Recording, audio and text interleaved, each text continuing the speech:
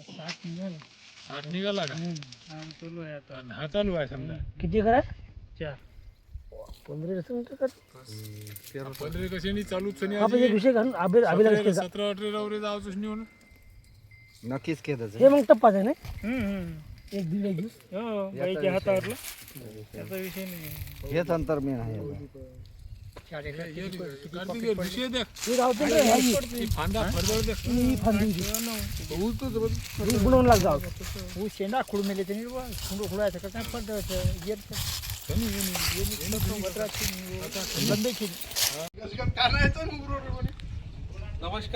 नमस्कार सर्व शेतकरी, मी नाथ सीड सर्वे सर्व स्वागत करतो.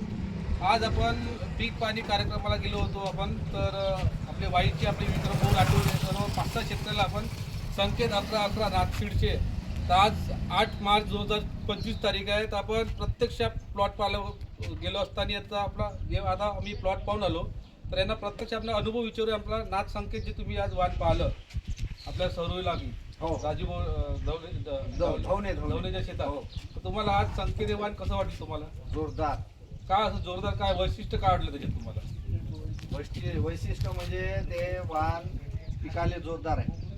त्याची बोंड साईज आणि त्यांचा जो ते प्रतिकार शक्ती ही फार जोरदार आहे.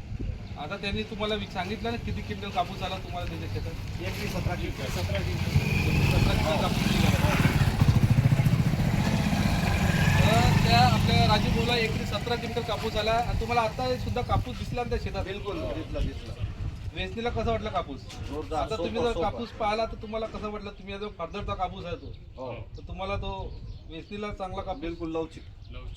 तर आता येणाऱ्या वर्षात तुम्ही किती पॅकेट लावणार की? आम्ही लावणार 2-2, 4-4 पाकिट आम्ही लावणार. कारण की या गावात ते नवीन मान आहे संकेत 11-11 अजून यांनी पाहिलं नव्हतं. पण आमचे जुने संबंध आहे भाऊ सोबत. सगळे आमचा ग्रुप आहे, सर्वात जुना ग्रुप आहे. म्हणजे माझी जे मार्केटिंगची सुरुवात आहे या गावापासूनच झालेली आहे. तर आम्ही या शेतकऱ्याला घेऊन घेतलं नाथ संकेतबद्दल. तुमचे खूप आभारी आहे भाऊ. धन्यवाद.